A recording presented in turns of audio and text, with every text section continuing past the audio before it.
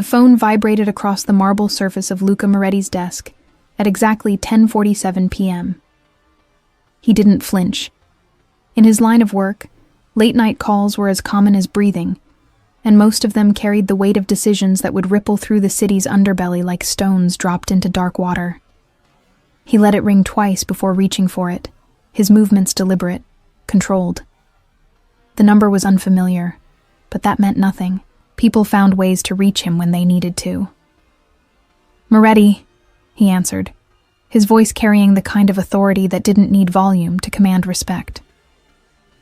There was a pause on the other end, the sound of distant sirens bleeding through the line. Then a voice, professional but strained. "Mr. Moretti, this is Officer Keene from the 12th Precinct. I'm calling regarding an incident on Brooklyn Avenue. A woman was involved in a motor vehicle accident approximately 30 minutes ago. Before she lost consciousness, she asked us to contact you." Luca's expression didn't change, but something shifted behind his dark eyes. The city had taught him to expect anything, but this wasn't on the list. "Name?" "Nora Blake, sir. She's being transported to Mount Sinai, Brooklyn as we speak. The injuries don't appear life-threatening, but she was insistent about us reaching you before the ambulance left." The name hung in the air between them like smoke. Nora Blake. 2 years. It had been 2 years since he'd heard that name, since he'd seen those sharp green eyes across a table in a coffee shop that was too bright and too public for the kind of conversation they were having. She'd been a journalist then, one with enough guts to request an interview with a man most people only whispered about. Not for a crime piece, she'd said. For a profile. She wanted to know who Luca Moretti was when he wasn't being the shadow that moved markets and men. He'd agreed, because she'd asked without trembling, without the usual fear that preceded most interactions he had with civilians. She'd sat across from him with a recorder between them, and asked questions that made him reconsider answers he'd been giving himself for decades. Questions like whether power was worth the loneliness it demanded, whether he remembered what it felt like to trust someone, whether he slept well at night. The piece had run in a small but respected publication. It had been fair, uncomfortably perceptive, and it had painted him as something more complex than a villain or a hero. Just a man who'd made choices and lived with them. 2 weeks after publication, she'd disappeared from the journalism scene entirely. Rumors said she'd taken a position in public relations. He knew better. She'd left because publishing that article had put a target on her back, and she'd been smart enough to recognize it. Now she was in a hospital, and she'd called for him. Luca stood, buttoning his suit jacket with one hand while keeping the phone pressed to his ear with the other. "I'll be there in 20 minutes. Make sure she's not left alone until I arrive." "Sir, I'm not sure I have the authority to—" "You do now." He ended the call. The drive to Mount Sinai, Brooklyn took exactly 18 minutes. Luca's driver, Marco, knew better than to ask questions when his employer emerged from the penthouse with that particular expression, the one that suggested someone had crossed a line they didn't know existed. The city slid past the tinted windows in streaks of neon and shadow, familiar territory that Luca had spent 3 decades learning to navigate, to control, to own in ways that had nothing to do with property deeds. He thought about the last time he'd seen Nora. It had been brief, accidental, 6 months after the article. She'd been coming out of a bookstore in Greenwich Village, arms full of novels, hair longer than he remembered. She'd frozen when she saw him, and for a moment, he'd seen genuine fear in her eyes. Not of him, necessarily, but of what his presence in her life represented. He'd nodded once, a silent acknowledgement that carried both recognition and dismissal, then continued walking. She'd deserved her escape. He wasn't going to be the one to drag her back, but now she'd called for him. Why? Mount Sinai, Brooklyn's emergency entrance was a controlled chaos of ambulances, hurrying medical staff, and the low hum of urgent care being administered behind closed doors. Luca walked through it all like a knife through water, parting the disorder with his presence alone. Officer Keene was waiting near the reception desk, a young cop with tired eyes who straightened instinctively when Luca approached. "Mr. Moretti, she's in observation room 3. Doctor says she's stable, mild concussion, some bruising. They're keeping her overnight for monitoring." "The accident?" Keene pulled out a small notebook, flipping through pages with practiced efficiency.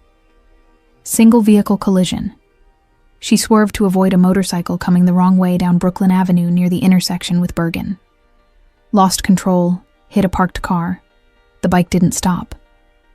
We're reviewing traffic cameras, but so far, nothing useful." Luca's jaw tightened almost imperceptibly. A motorcycle, wrong way, no cameras. It was textbook. Clean enough to look accidental, messy enough to be dismissed as city traffic chaos. Someone had sent a message, and Nora had been lucky enough to survive the delivery. "The bike was deliberate," Luca said. "Not a question." Keene hesitated, then lowered his voice. "Off the record?" "Yeah, that's what I think too. But officially we're calling it reckless driving and failure to yield. Unless we get more evidence, that's where it stays." Luca nodded once. He didn't need the police to tell him what he already knew. He'd spent enough years watching people die in accidents that weren't accidents to recognize the pattern. What he needed to know was why. Why Nora? And why now? After 2 years of silence. He found her in observation room 3, behind a curtain that offered the illusion of privacy in a space designed for efficiency over comfort. She was awake, propped against thin pillows, her left arm wrapped in bandages, a small cut above her eyebrow held together with surgical glue. She looked smaller than he remembered, more fragile. But her eyes, those sharp green eyes, still carried the same intelligence that had made her dangerous in the first place. She saw him standing in the doorway, and something flickered across her face. Relief, maybe, or resignation. "You came," she said, her voice rough but steady. "You asked," Luca replied, stepping into the room and letting the curtain fall closed behind him. They stared at each other across the small space, two people who'd shared one meaningful conversation years ago, and then deliberately stayed apart. The silence stretched, filled with questions neither of them knew how to ask yet. Finally, Nora broke it. "I know this is insane. I know you probably have 100 better things to do than show up at a hospital for someone you barely know. But when they asked if there was anyone they should call, your name was the only one I could think of that felt safe." Luca pulled the single chair closer to her bed and sat, his movements economical and controlled. "Safe is not a word people usually associate with me." "No," she agreed, a ghost of a smile touching her lips. "But honest is. You told me once that you never make promises you can't keep. That stayed with me." He studied her, noting the way her fingers twisted the thin hospital blanket, the slight tremor in her hands that had nothing to do with the accident. She was afraid, not of him, but of something else, something that had been haunting her long before a motorcycle forced her off the road. "Tell me what's happening, Nora. Start from the beginning." Nora took a shaky breath, her eyes fixed on the sterile white ceiling tiles, as if they contained the answers she was searching for. When she finally spoke, her voice was quiet, but deliberate. Each word chosen with the care of someone who understood that what she was about to say would change everything. 3 weeks ago, I received an envelope at my apartment. No return address, no note. Just a USB drive. She paused, swallowing hard. At first, I thought it was a mistake. I haven't worked as an investigative journalist in 2 years, not since you interviewed me, Luca finished. Yeah. She met his gaze then, and he saw the guilt there, the weight of choices made in self-preservation. I took a job in corporate communications. Safe, boring, the kind of work that doesn't get you followed or threatened. I thought I'd left that world behind. But someone thought differently. She nodded. The drive contained files, documents mostly, financial records, email exchanges, photographs. At first, I didn't understand what I was looking at. Then I started connecting the pieces. Her fingers found the edge of the bandage on her arm, picking at it nervously. It's a network. Politicians, developers, construction companies. They've been running a scheme for the last 8 years, skimming millions from public infrastructure projects. Bridges that never got fully repaired, schools that used substandard materials, subway stations that should have been renovated but weren't.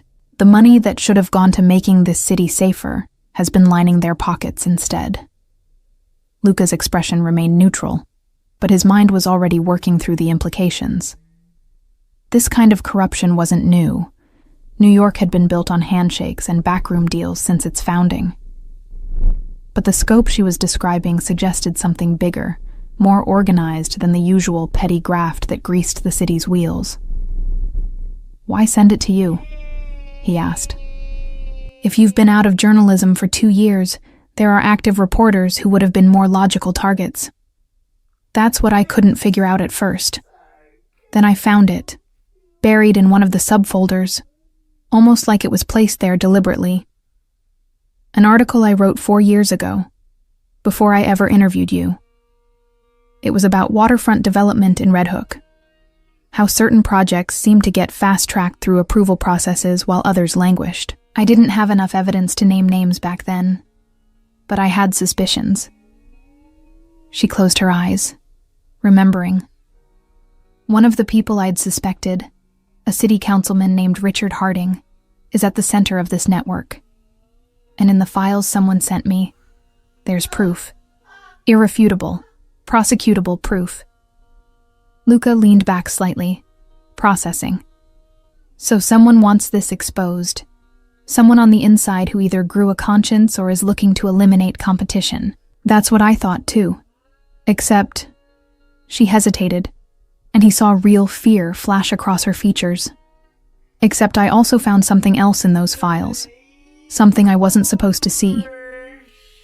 The silence that followed was heavy with implication. Luca waited, patient as stone, giving her the space to continue at her own pace.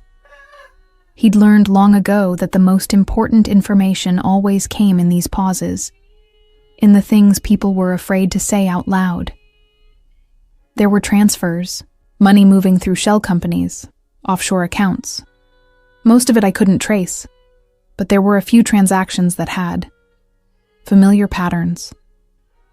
She looked at him directly now, her gaze unflinching despite the tremor in her voice. Patterns I recognized from researching you 2 years ago.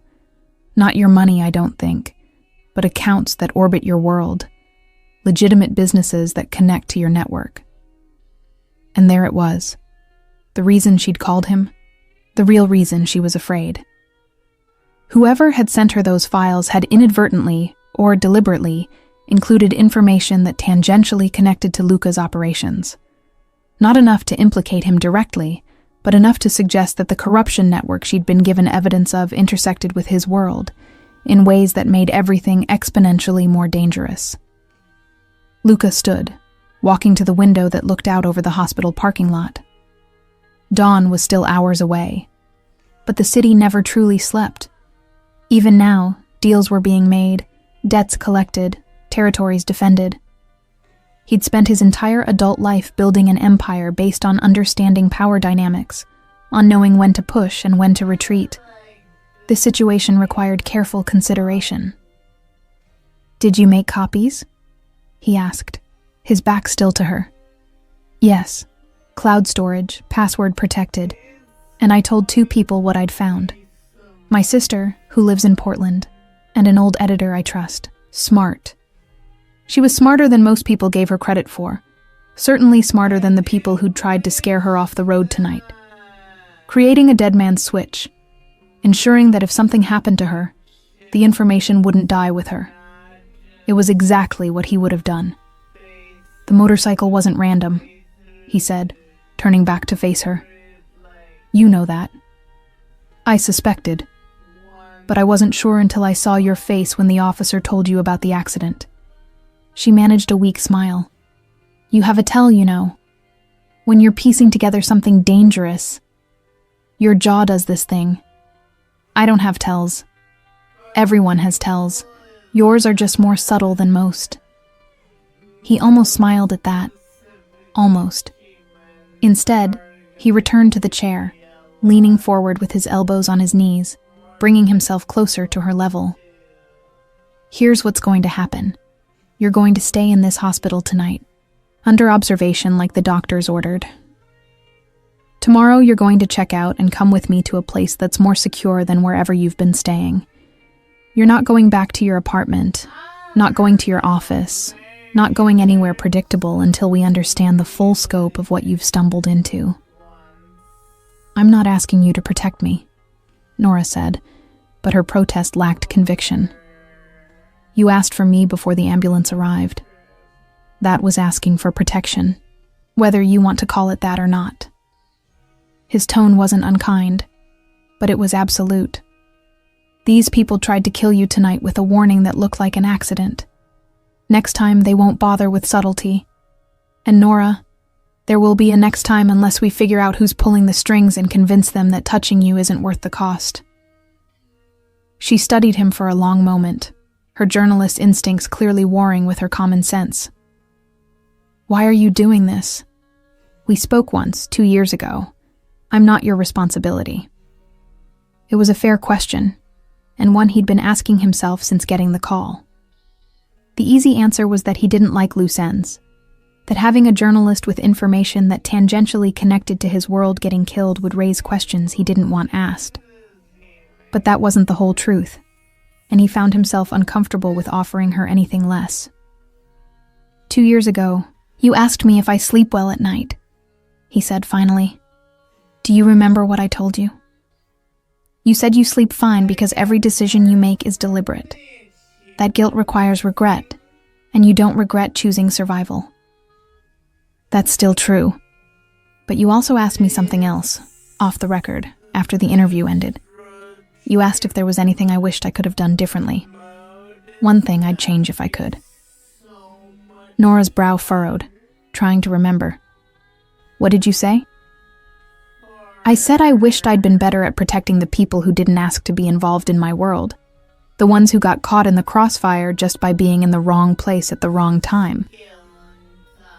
He held her gaze, letting her see the weight of that admission. "You wrote something dangerous 2 years ago because you were good at your job. You left that job because my world touched yours, and it scared you enough to walk away from what you loved. Now someone's trying to kill you, and while I didn't cause it directly, the edges of my world are close enough to what you found that I can't pretend I'm not involved. So this is guilt. This is responsibility. There's a difference." The curtain rustled, and a nurse poked her head in, her expression professional but pointed. "Mr. Moretti, visiting hours ended 2 hours ago. I've been giving you leeway, but Ms. Blake needs rest." Luca stood, smoothing his suit jacket. "I'll be outside. Officer Keene will remain at the door until morning.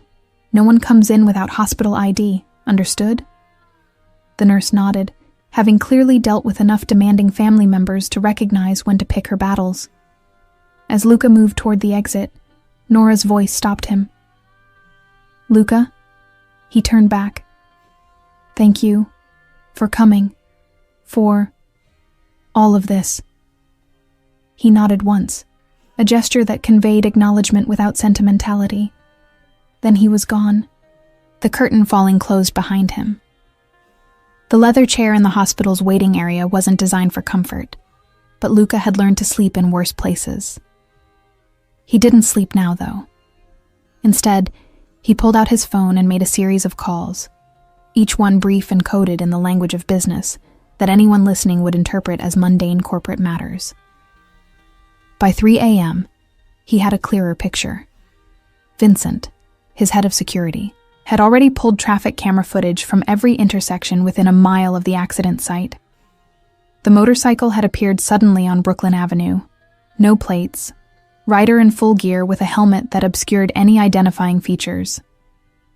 It had shadowed Nora's car for 3 blocks before forcing the confrontation, then disappeared into an industrial area where cameras were conveniently non-functional. Professional work, the kind that required resources and planning. Tommy, who handled Luca's more delicate financial matters, had started tracing the shell companies Nora had mentioned. The patterns she'd recognized were indeed connected to Luca's network, but not directly. They were buffer companies, the kind used to clean money before it entered legitimate channels. Someone was using infrastructure similar to what Luca's organization employed, which meant either they'd copied his methods, or they'd learned them from someone who'd once worked for him. And Marco, his driver who was far more than just transportation, had reached out to contacts in the construction industry, the political sphere, and the parts of city government that actually ran things. Richard Harding, the councilman at the center of Nora's files, was well connected, but not untouchable. He'd been on the city council for 12 years, long enough to build power, but not so long that he'd become an institution. He had enemies, rivals, and a reputation for being just corrupt enough to be useful, but not so blatant that he drew federal attention. Until now, apparently. Luca synthesized the information with the practiced efficiency of someone who'd spent decades making life-and-death decisions based on incomplete data. The picture forming was complex, but not incomprehensible. Someone was trying to take down Harding's network, and they'd chosen Nora as their instrument, either because of her past work or because she was credible enough to make the evidence stick. The motorcycle incident meant that Harding's people had identified her as a threat, which suggested they had someone monitoring for exactly this kind of leak. But here was the interesting part. If they'd wanted her dead, she'd be dead. The accident was survivable, designed to scare rather than eliminate. That suggested either incompetence, which Luca doubted given the professional execution, or a warning. Someone on Harding's side wanted Nora to know she was vulnerable, to understand that going public with what she knew would have consequences.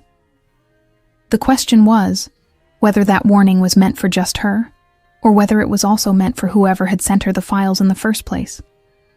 Dawn broke slowly over Brooklyn, the sky shifting from black to gray to the particular shade of urban blue that suggested the city was waking up whether it wanted to or not.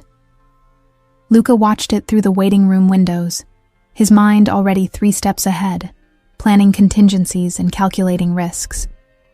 By the time Nora was cleared for discharge at 8 a.m., he had a plan. Officer Keene had been replaced by a day shift cop who looked less tired, but no less wary of Luca's presence. Luca ignored him, waiting while Nora signed paperwork and received discharge instructions that she clearly wasn't processing. When she finally emerged from behind the nurse's station, she'd changed from the hospital gown into the clothes she'd been wearing during the accident. Jeans, a sweater that had seen better days, sneakers that had a scuff mark from where her foot had hit the brake too hard. She looked exhausted, pale, and determined not to show it. "Ready?" he asked. "For what exactly?" "For disappearing, temporarily. I have a place in Tribeca. Secure building, doorman who knows how to be discreet, and enough distance from your normal life that anyone looking won't think to check there immediately." "I can't just disappear. I have a job, responsibilities. You have a concussion and documentation of a car accident. Call your office. Tell them you need a few days for recovery. They'll understand." Nora opened her mouth to argue, then seemed to think better of it.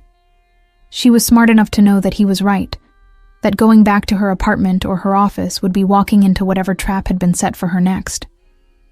Still, Luca could see the resistance in her body language, the way she held herself like someone preparing for a fight. "This isn't permanent," he said, softening his tone slightly. "Just until we understand what we're dealing with. A few days, maybe a week. And then what? Then we decide how to handle this in a way that keeps you alive and doesn't blow up both our lives." She considered this, her green eyes searching his face for something. Reassurance, maybe, or deception. Whatever she was looking for, she must have found enough of it, because she finally nodded.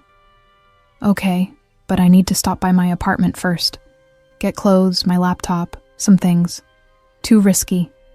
I have the files on my laptop, the full set. We're going to need them if we're going to figure this out.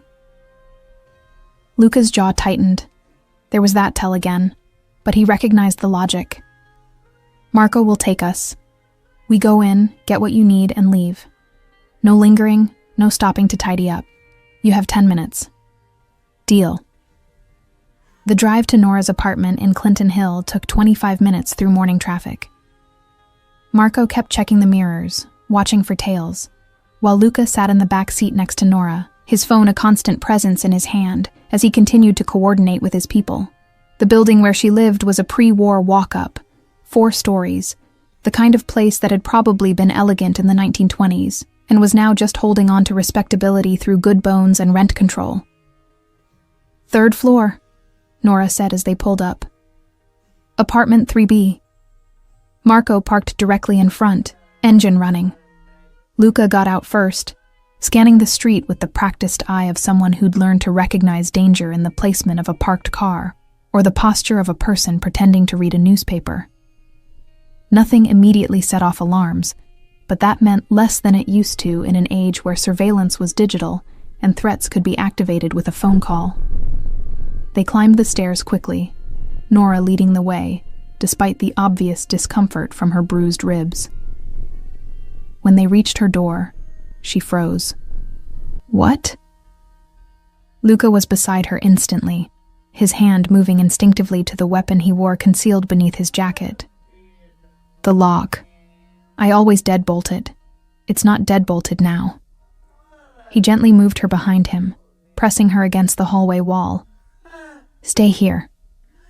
If someone's in there, then they're about to have a very bad morning."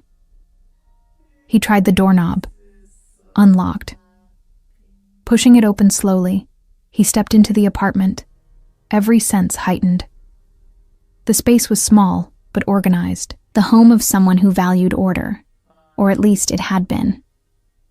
Now books were pulled from shelves, couch cushions overturned, the contents of drawers scattered across the floor. Someone had searched the place, and they hadn't been subtle about it. "Clear," he called back to Nora after checking the bedroom and bathroom. "But you need to see this." She entered, and he watched her face go through the predictable progression of emotions. Shock, violation, anger. They were looking for the files. Obviously. Did they find them? "No, I keep my laptop with me." She pulled her messenger bag closer, protective. "Always." Luca walked through the destruction, analyzing the pattern. The search had been thorough but not professional. A professional crew would have left things looking undisturbed. This was meant to send a message. "We know where you live. We can get to you anytime. Nowhere is safe. Get what you need. We're leaving." Nora moved through the apartment mechanically, grabbing clothes from her ransacked closet, toiletries from the bathroom, a few personal items that had somehow survived the search. She worked quickly, efficiently, someone who'd learned how to pack for unexpected departures. When she pulled a framed photograph from the wreckage of her nightstand, a picture of her with an older woman who shared her features, her hand trembled slightly. "Your mother?" Luca asked. "Sister, Sarah. She's the one I told about the files." Nora carefully placed the frame in her bag. "She lives in Portland. Do you think... Give me her information. I'll have someone keep an eye on her, make sure she's safe." "You can do that? From here?" "I can do a lot of things from anywhere." They were back in the car within 15 minutes, the Manhattan skyline growing larger through the windshield as Marco navigated traffic. Nora sat silently, processing everything that had happened in the last 12 hours. Luca let her be, understanding that sometimes the mind needed quiet to catch up with the body. The building in Tribeca was exactly what he'd promised. Secure, anonymous, expensive in the way that money could buy privacy. The doorman recognized Luca immediately, greeting him with the kind of professional deference that suggested he was well compensated to forget faces. The elevator ride to the 15th floor was silent except for the mechanical hum of the cables. The apartment was modern, minimalist, impersonal. Floor-to-ceiling windows offered a view of the Hudson River, furniture in shades of gray and white, art on the walls that was expensive, but emotionally neutral. It looked like a place where no one actually lived, which was accurate. Luca kept several properties like this around the city, safe houses for situations that required discretion. "Make yourself comfortable," he said, setting her bag on the leather couch. "Kitchen stocked. There's a bedroom through there, bathrooms next to it. Security system is already active, and the building has cameras on every entry point." Nora walked to the windows, looking out at the river. "How long have you been prepared for something like this?" "I'm always prepared for something like this. The specifics change, but the principle stays the same. Have safe places, trusted people, and contingency plans." He loosened his tie, the first casual gesture she'd seen him make. "I'm going to make some calls, see what else we can learn about who's behind this. You should rest." "I can't rest. Not yet." She turned to face him. "I need to look at the files again, figure out exactly what we're dealing with." "Nora, I know I look like I'm about to fall over, and maybe I am, but I'm also the one who spent the last 3 weeks living with this information. I know these files better than anyone. If we're going to find out who's trying to kill me and why, I need to be part of that conversation." He studied her for a moment, seeing past the bruises and exhaustion to the stubbornness beneath. It was the same quality that had made her a good journalist, the refusal to accept easy answers or convenient lies. It was also what was going to keep her alive, if she was lucky. "All right," he agreed, "but coffee first. Strong coffee." She managed a real smile then, tired but genuine. "Now that's the best offer I've had all day." The laptop sat open on the glass coffee table between them, its screen casting blue light across the darkening apartment. Luca had dimmed the overhead lights, claiming it was easier on the eyes, but Nora suspected he was more comfortable in shadows anyway. They'd been working for 3 hours straight. Cross-referencing the files she'd been sent with information Luca's people were feeding him in real time, building a map of connections that grew more complex with each passing minute. The coffee had been replaced by sandwiches that Luca had ordered delivered, then by more coffee. Nora's concussion was making her head throb with a steady, insistent pain, but she pushed through it, driven by the kind of focused energy that came from finally understanding the story you'd been chasing. "Here," she said, highlighting a series of transactions on the screen. "These payments all go through the same intermediary company, Riverside Development Solutions.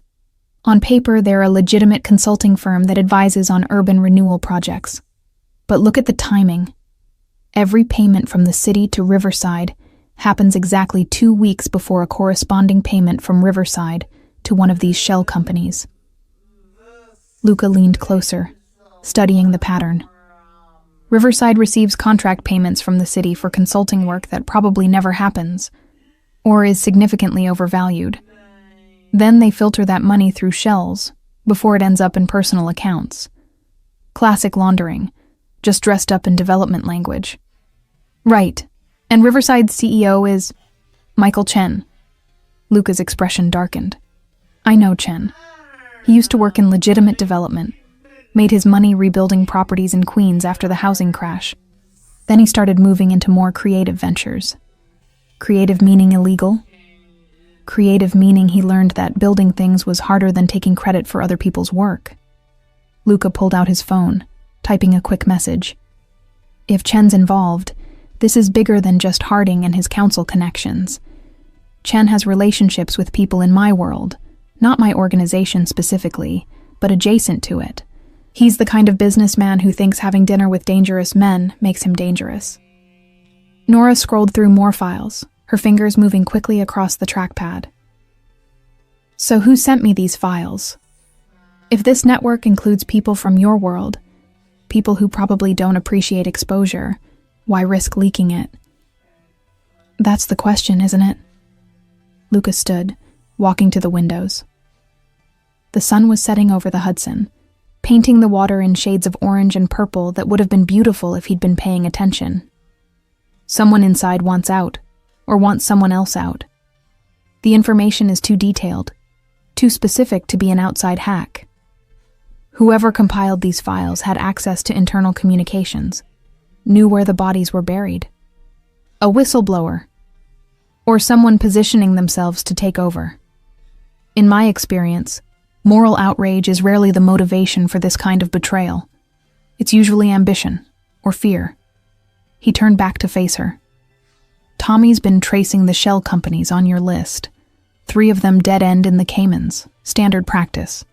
But 2 of them, the ones connected to Riverside, those trace back to a bank in Delaware that has some interesting clients. Interesting how? Interesting in that the bank's primary investor is a firm owned by Victor Castellano. The name hung in the air like a stone dropped into still water, ripples spreading outward. Nora's journalistic instincts immediately flagged it as significant, even though she wasn't sure why. Should I know that name? Probably not, unless you've spent time investigating organized crime families in New York. Victor's old guard, been in the game since the 80s. He's not flashy, doesn't make moves that draw attention, but he controls significant territory in the city's construction industry. Has his hands in unions, material suppliers, waste management, all the infrastructure that keeps buildings going up. So if you're running a scheme involving city construction contracts, you'd need Victor's permission, or at least his cooperation. Nothing moves in this city's construction world without someone like him knowing about it. Luca's phone buzzed, and he glanced at the screen, his expression tightening. Vincent just sent me something. The motorcycle that forced you off the road. They found it. Abandoned in a warehouse in Sunset Park, wiped clean. But the VIN traces back to a rental company that Victor's nephew owns. Nora felt her pulse quicken. So Victor's people tried to kill me? Or wanted it to look that way? Or were hired by someone else who wanted to point attention in Victor's direction? Luca rubbed his jaw, thinking, this is getting complicated. It was already complicated. No, it was dangerous. Now it's complicated, which is worse. Nora saved her work and closed the laptop, leaning back against the couch cushions. Her head was pounding, and the adrenaline that had been keeping her alert was starting to fade, leaving exhaustion in its wake. So what do we do? If this connects to organized crime families, we can't just go to the police. The files might be evidence of corruption, but they're also evidence that could get a lot of powerful people arrested, including people who won't hesitate to kill to protect themselves. We need leverage, Luca said, returning to sit across from her. Right now, whoever sent you these files has all the power. They choose what you see, when you see it, how you interpret it. We need to flip that equation. How? By finding out who sent it and why. Once we know their endgame, we can decide whether to help them, stop them, or find a third option that keeps you alive and doesn't start a war. Nora studied him in the fading light. This man who'd walked into her life 2 years ago and then walked out just as deliberately, only to return when she needed him most. There was something both terrifying and reassuring about his presence. The way he treated violence as a business problem, threat assessment as a casual conversation. She'd spent 2 years trying to forget that this world existed, trying to convince herself that she belonged in the safe, boring realm of corporate communications. But she'd never quite managed it, had she? Part of her had always missed the dangerous questions, the stories that mattered even when they scared her. "Can I ask you something?" she said quietly. "You can always ask. I'll decide whether to answer. Why did you really agree to that interview 2 years ago? Men in your position don't usually sit down with journalists, especially not for profile pieces that might make them look human." Luca was quiet for a long moment. and Nora thought he might not answer. Then he said, "Do you remember what you said in your email when you requested the interview? Most reporters lead with their credentials, their platform, why I should care about giving them access. You didn't do any of that. You said, 'I'd like to understand how someone builds a life in the shadows while the rest of us try to find light.' But that's what you wanted to know, not the criminal details, not the sensational story. You wanted to understand the choice. And did I? Better than most. You wrote that I'd created a kingdom of careful compromises, that I'd traded the possibility of trust for the certainty of control. You weren't wrong. But you weren't entirely honest with me either. No, he admitted. I wasn't. There are things about my life, my past, my organization that I'll never tell anyone. Not because of legal exposure, but because some truths are too heavy to share. They'd break you, and I liked you too much to do that." The admission was casual, almost throwaway, but Nora heard the weight beneath it. "You liked me. I respected you. There's a difference. Is there?" "Yes. I like plenty of people I don't respect. I respect very few people I actually like. You were an exception." Nora's phone buzzed in her pocket, making her jump. She pulled it out, expecting another spam call or automated message. Instead, it was a text from an unknown number. "The files I sent you were meant to help. Stop investigating, stop asking questions, or you'll find out there are worse things than car accidents. Consider this your final warning."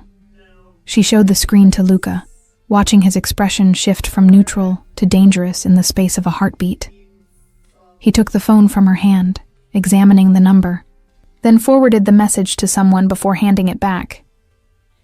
"They're tracking you," he said simply.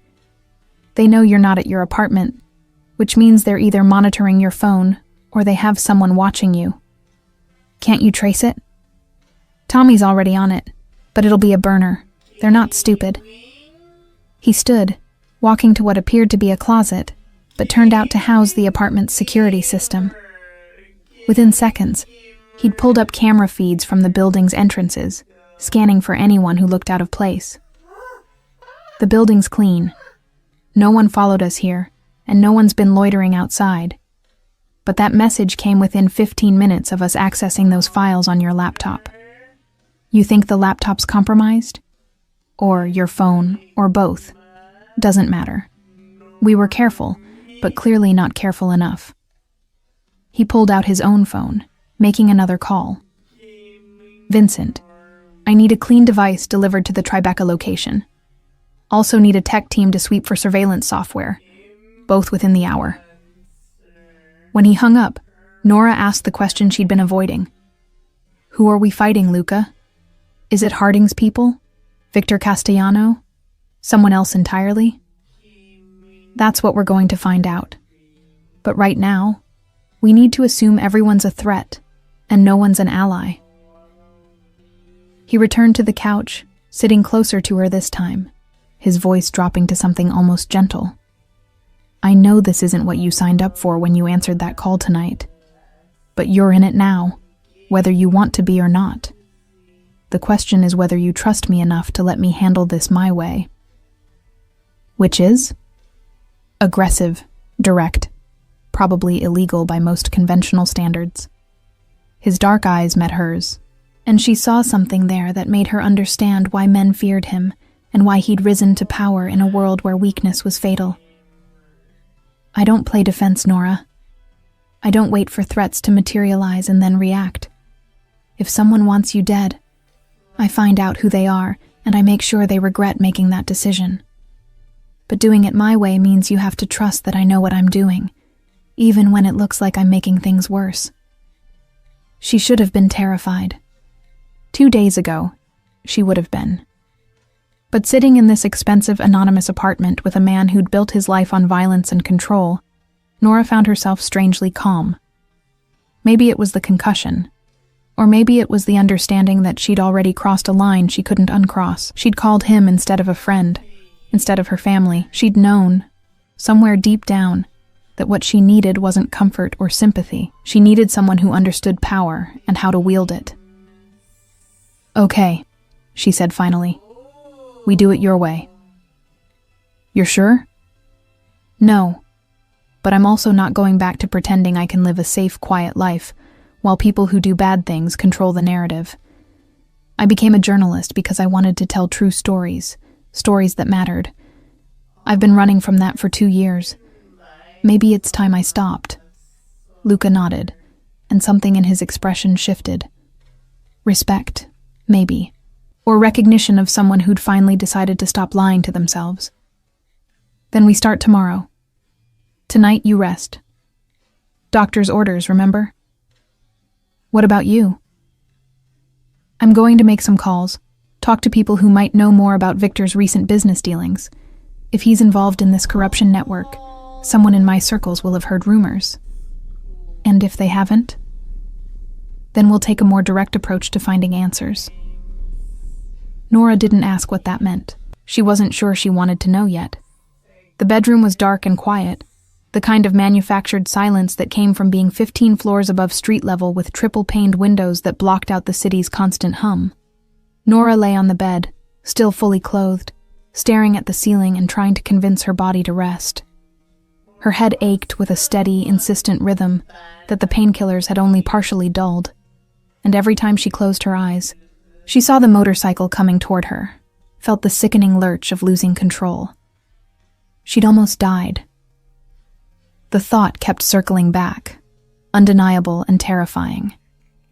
If she'd been going faster, if the car she'd hit had been a tree instead of a parked sedan, if she hadn't instinctively turned the wheel at just the right moment. There were a dozen ways that accident could have ended with her in a morgue, instead of this expensive safe house. Through the door, she could hear Luca's voice, low and measured, speaking in Italian to someone on the phone. She didn't understand the language, but she understood the tone. Authority, command, the kind of voice that expected obedience and usually got it. It should have frightened her. Instead, it was oddly comforting, the oral evidence that someone was actively working to keep her alive. Eventually, exhaustion won out over anxiety, and she drifted into a thin, restless sleep filled with fragmented dreams of documents catching fire, numbers that wouldn't stay still long enough to read, and Luca's face asking her questions she couldn't answer. She woke to pre-dawn light filtering through unfamiliar windows and the smell of coffee. For a disoriented moment, she couldn't remember where she was, why her body ached like she'd been hit by a truck. Then it all came rushing back. The accident, the hospital, the ransacked apartment, the threatening text message. Nora sat up slowly, her ribs protesting the movement. The bedroom door was cracked open, and through it, she could see Luca sitting at the dining table, his suit jacket draped over the chair beside him, sleeves rolled up to his elbows. He was working on his own laptop, his face illuminated by the screen's glow, and even from this distance, she could see the tattoos that wound up his forearms, intricate patterns that probably had meanings she'd never understand. She'd noticed them during the interview 2 years ago, had asked about them. He'd given her a non-answer, something about personal history, and she'd been smart enough not to push. Now, watching him work in the early morning light, she wondered about all the questions she hadn't asked, all the stories written in ink and scars that he kept hidden beneath expensive clothes and careful control. "You're awake," he said without looking up. "There's coffee in the kitchen. Fresh, made it 10 minutes ago." Nora padded out in bare feet, finding a mug already set out beside the coffee maker. The coffee was strong and black, exactly what she needed. She poured a cup and returned to the living room, settling into the chair across from him. "What time is it?" she asked. 6:30. Vincent's team swept your devices last night while you were sleeping. You're right about the laptop being compromised. Someone installed a keystroke logger that's been transmitting everything you type to an external server. Your phone's clean, but they recommended replacing it anyway. Nora's stomach sank. So whoever's behind this knows everything I've accessed, every search I've run, Every file I've opened. For the last 3 weeks, yes. Which is actually helpful. How is that possibly helpful? Because now we know what they know, and we can use that. He finally looked up from his screen, and she saw that he'd been awake all night. There were shadows under his eyes, a tightness around his mouth that suggested he was running on coffee and willpower. I spent the night mapping the timeline of your investigation against external events. Every time you opened a specific file, something happened in the real world. When you first accessed the files about Victor Castellano, one of his legitimate construction businesses suddenly announced a major contract. When you spent 3 hours reading emails about Richard Harding, Harding made an unscheduled trip to Albany to meet with state officials. They were reacting to what I was learning. More than that, they were trying to stay ahead of it, which tells us that whoever's monitoring you isn't just interested in stopping you. They're using your investigation as an early warning system for their own purposes. Nora processed this, her journalist's mind immediately seeing the implications. So the person who sent me the files and the person monitoring my research might not be the same person. Exactly. We have at least 3 players in this game, whoever leaked the information, whoever's trying to keep it buried, and possibly a third party who's using the chaos to advance their own agenda. Luca turned his laptop around so she could see the screen. It displayed a complex network diagram, names and companies connected by different colored lines. This is what I've mapped so far. Red lines are confirmed financial connections. Blue lines are political relationships. Green lines are suspected criminal ties. The diagram was dizzying in its complexity. Richard Harding sat near the center, connected to a dozen different entities. Michael Chen and Riverside Development had their own cluster of connections. Victor Castellano was there too, his name linked to so many other nodes that it looked like a spider at the center of a web. But what caught Nora's attention was another name, one she recognized from the files, but hadn't thought much about until now. Elizabeth Strand. Who's Strand? She asked, pointing to the screen. Deputy Mayor for Development and Housing. She's been in that position for 6 years, longer than anyone expected her to last. Generally considered competent, occasionally accused of being too cozy with developers, but nothing that's ever stuck.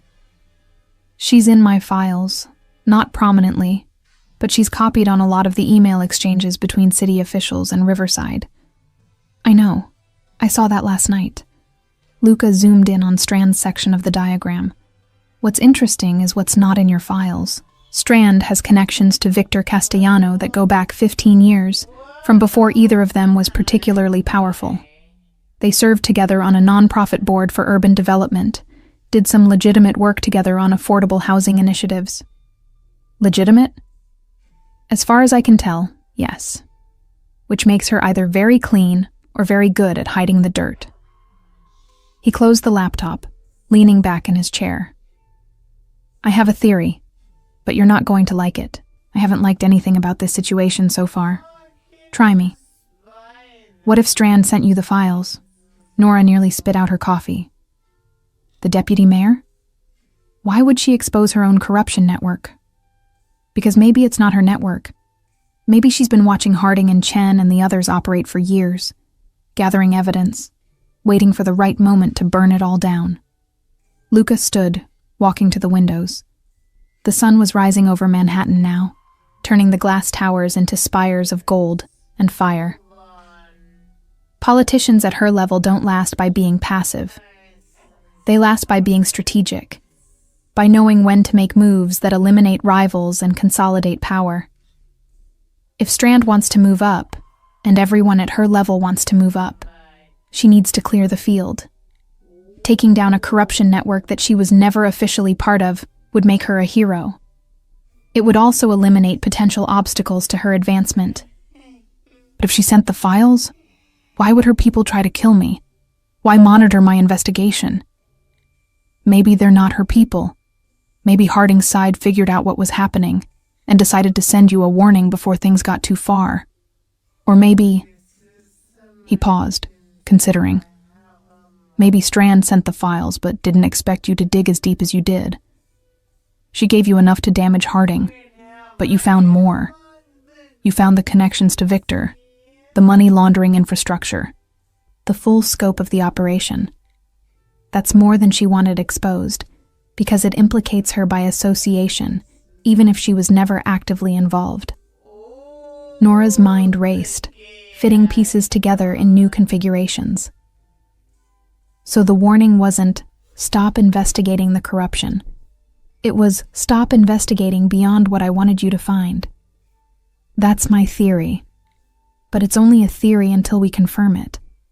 How do we do that? By setting a trap. We make Strand think you're going to publish everything you found, every connection, every name, every transaction.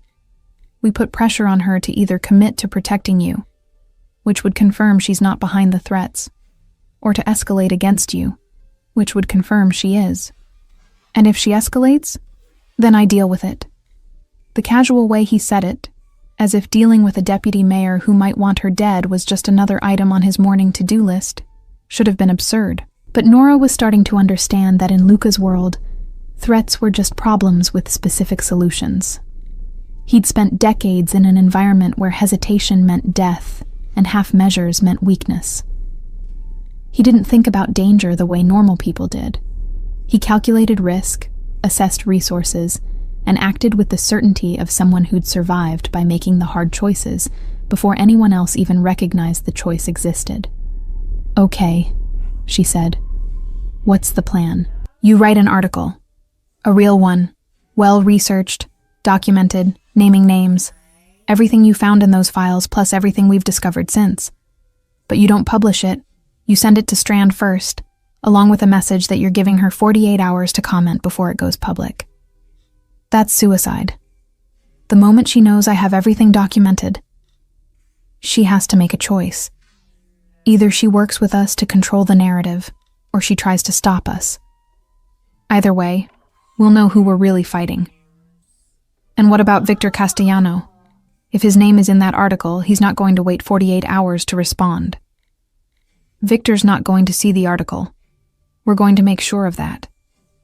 Luca's phone buzzed, and he glanced at it. Tommy just confirmed something I suspected. The shell company that received the largest payments from Riverside? It's owned by a holding company that's owned by another holding company that eventually traces back to an entity registered in Elizabeth Strand's maiden name. She's not just covering for the corruption, she's been profiting from it. So she's dirty after all.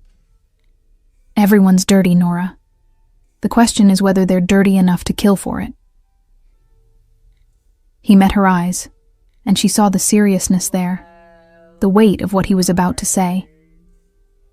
If we do this, there's no going back.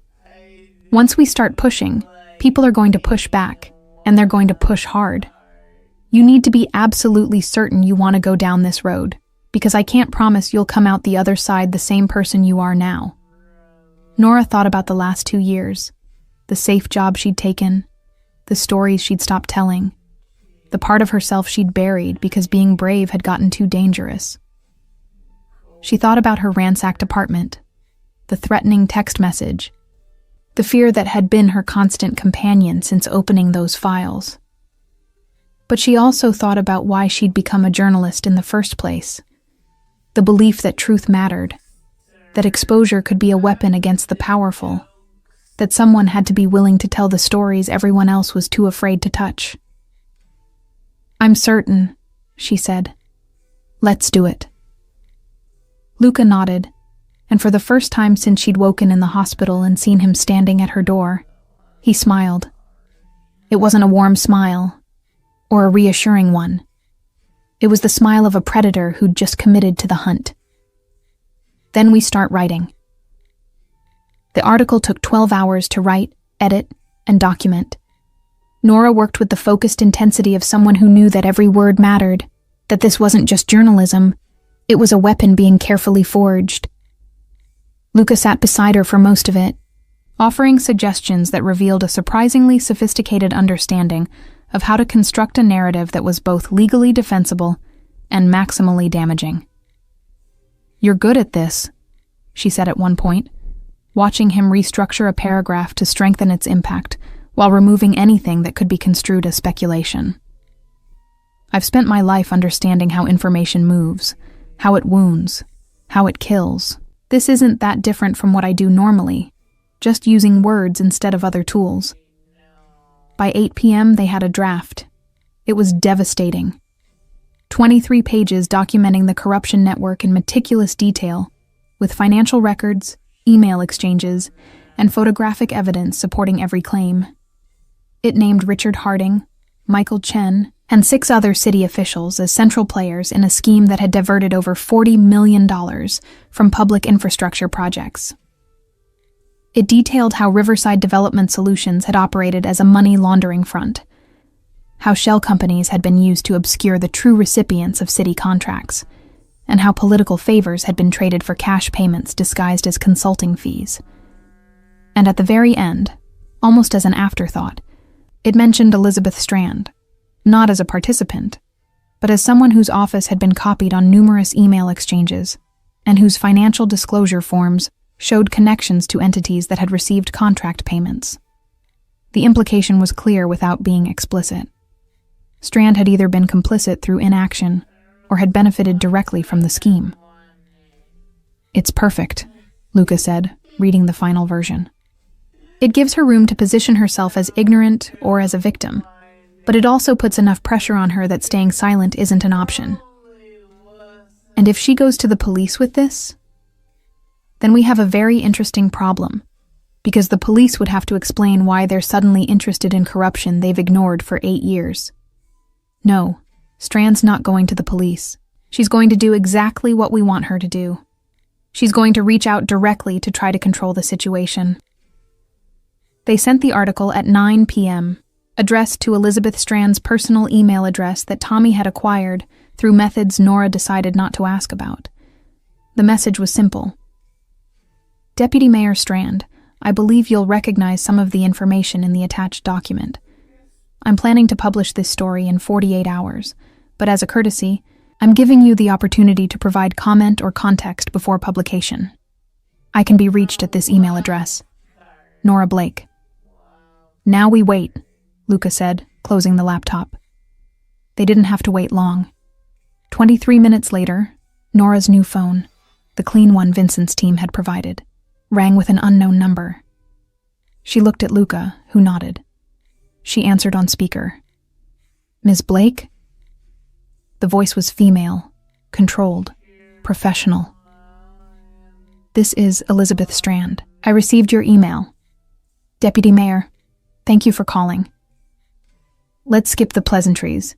You've been given information that's partially accurate, but dangerously incomplete. Publishing what you sent me would damage innocent people and serve the interests of those who leaked these documents to you. So you know who leaked them?" A pause. "I have suspicions. Care to share?" "Not over the phone. I'd like to meet with you. Tomorrow morning, somewhere public. You can bring anyone you want as security. I'm not interested in threatening you, Ms. Blake. I'm interested in making sure you understand what you're actually walking into." Nora looked at Luca, who was already pulling up something on his phone. He typed a message, showed it to her. Agree, but name the location. "All right," Nora said. "Tomorrow morning at 10, the lobby of the New York Public Library. Main branch, 5th Avenue. Public enough for you?" "It has to be." "Fair enough. I'll see you then, Ms. Blake." "And Ms. Blake, I hope you're working with someone you trust, because the people you're investigating don't have the luxury of conscience that you and I do." The line went dead. "She knows you're not alone," Nora said. "She'd be stupid not to assume it. The question is whether she knows it's me specifically." Luca stood, stretching muscles that had been still for too long. "But it doesn't matter. We have a meeting, which means we have her attention. Now we need to decide what we want from her." "I want the truth. I want to know who sent me those files and why." "You want the truth.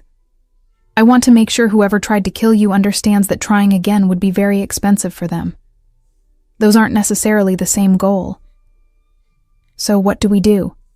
We go to the meeting, we listen to what she has to say, and then we decide whether she's someone we can work with or someone we need to expose.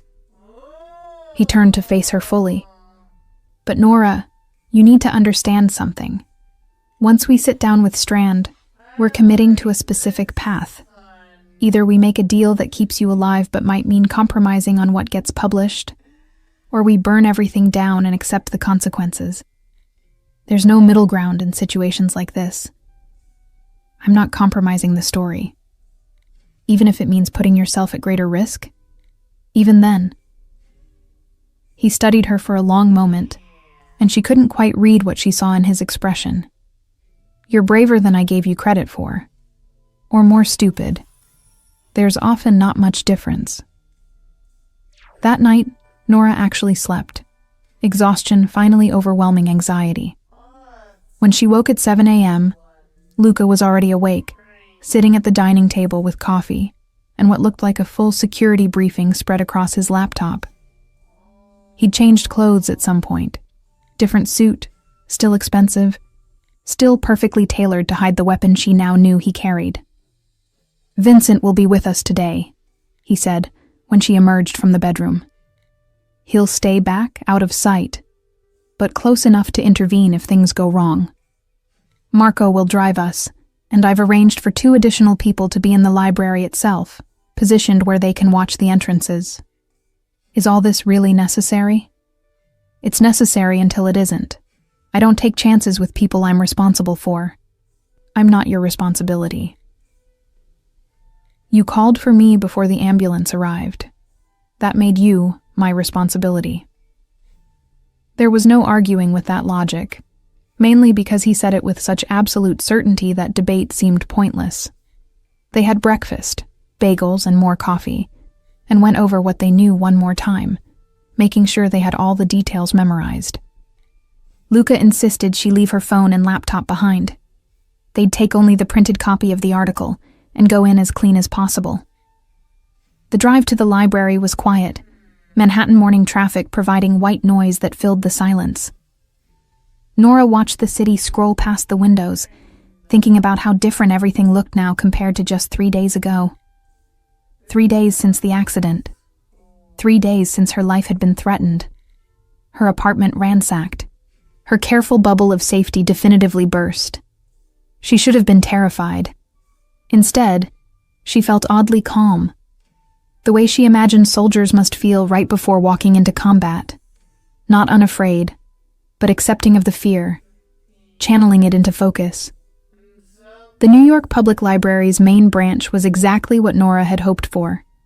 Crowded, public, full of tourists and students, and people who had no idea they were about to witness a meeting between a journalist, a crime boss, and a deputy mayor conspiring about corruption. They arrived 15 minutes early, claiming a table near the main reading room, where they had clear sightlines to all entrances. Elizabeth Strand arrived exactly at 10 a.m., walking in with the confidence of someone who owned whatever space she occupied. She was in her early 50s, expensively dressed but not ostentatiously so, with the kind of professional appearance that made you think competent before you thought anything else. She saw them immediately, registering Luca's presence with a slight widening of her eyes before her expression returned to neutral. "Ms. Blake," she said, extending her hand. "And Mr. Moretti, I should have guessed you'd be involved in this." "Deputy Mayor." Luca didn't stand, didn't offer to shake her hand, just gestured to the chair across from them. "You wanted to talk. We're listening." Strand sat, placing her own phone face down on the table, a gesture of good faith that probably meant nothing.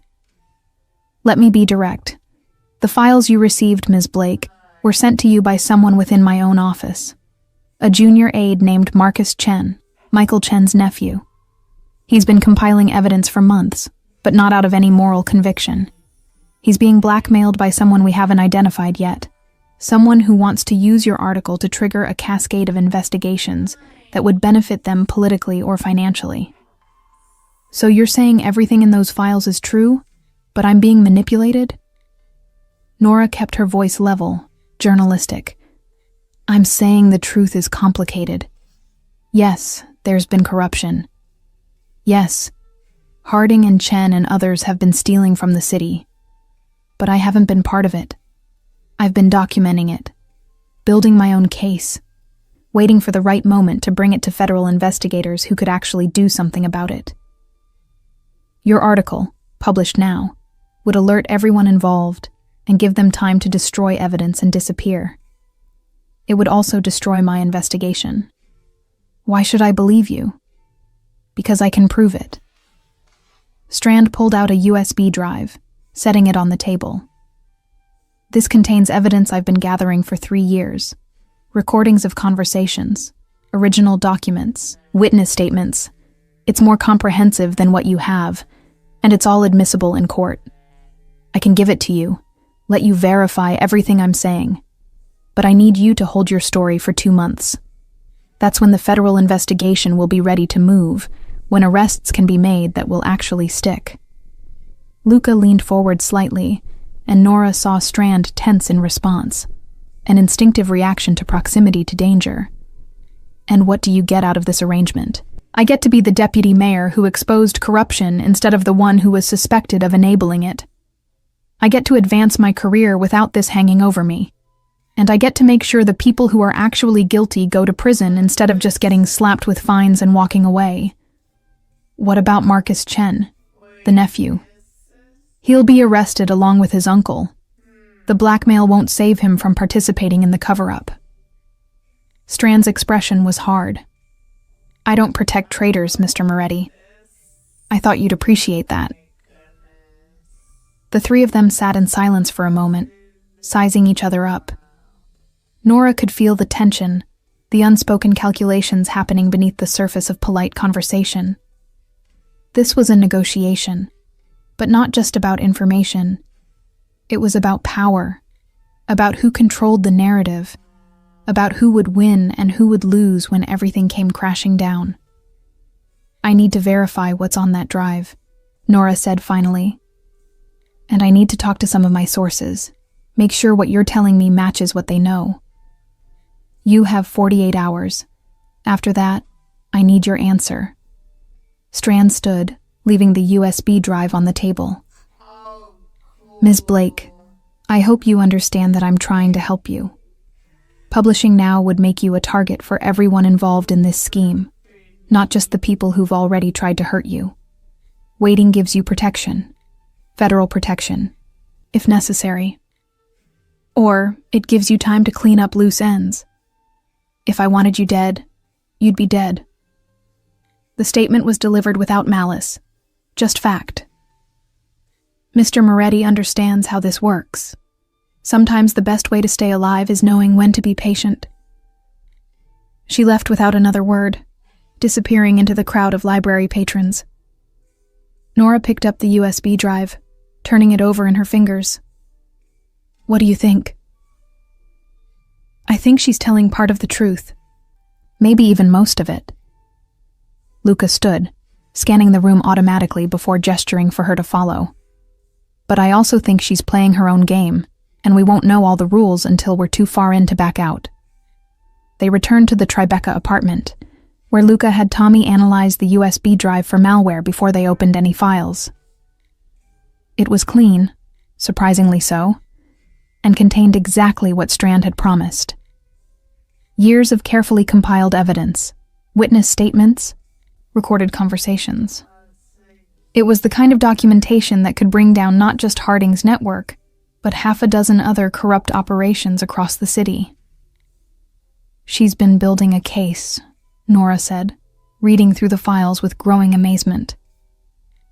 Not just against Harding, but against everyone. This is incredible. It's also dangerous.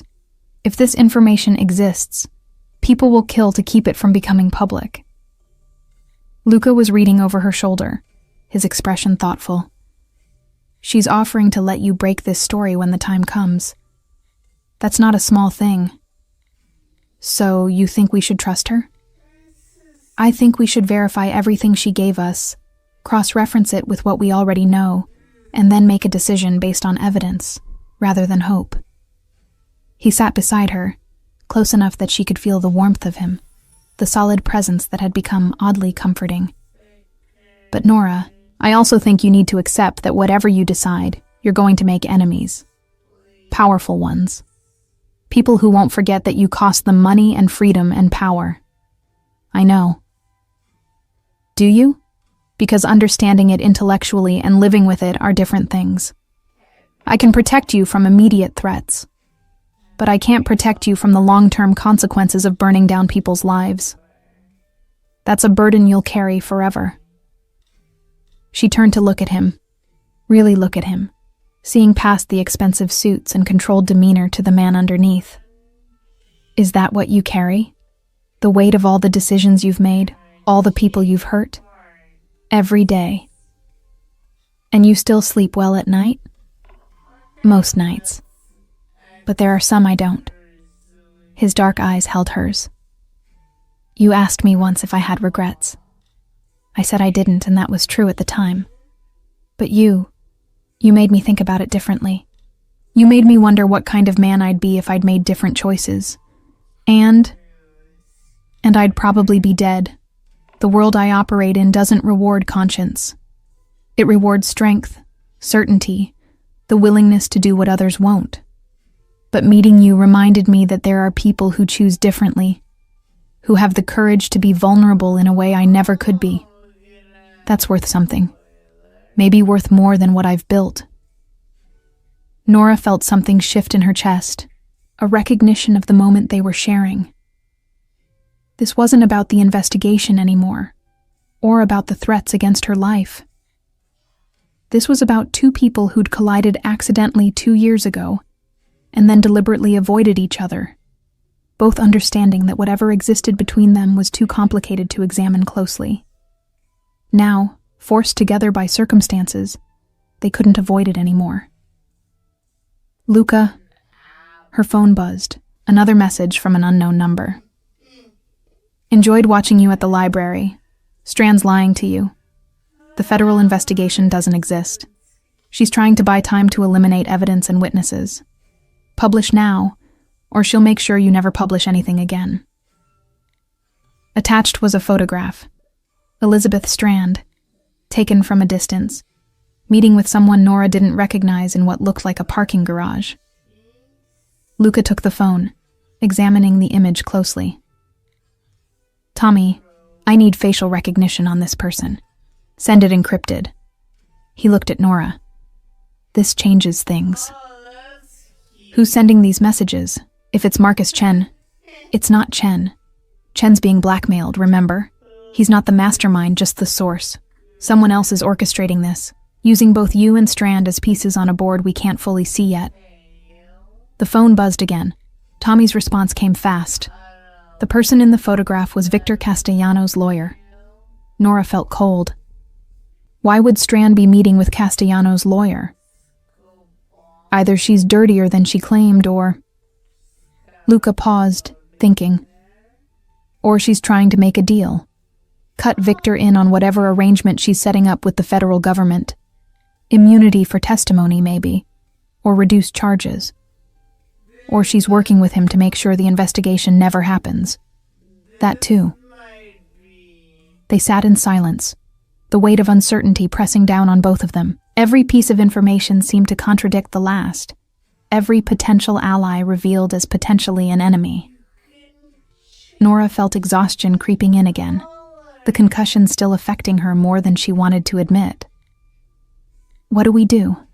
She asked quietly. Luca stood, walking to the windows again. It was late afternoon now, the sun starting its descent toward New Jersey. We do what we should have done from the beginning. We stop trying to figure out who to trust and start assuming everyone's lying. We verify everything, believe nothing, and make our decisions based solely on what we can prove. And then we publish the truth, all of it, regardless of what deals people are trying to make behind the scenes. We let the chips fall and deal with whoever comes after us. He turned back to her. But fair warning, if we do this, If we really commit to exposing everything and everyone, it's going to get violent. Not immediately, maybe, but eventually. People with this much to lose don't accept defeat gracefully. Nora thought about the last 3 days, about everything that had happened since that phone call in the hospital. She thought about the life she'd been living for the last 2 years, safe and small, and ultimately meaningless.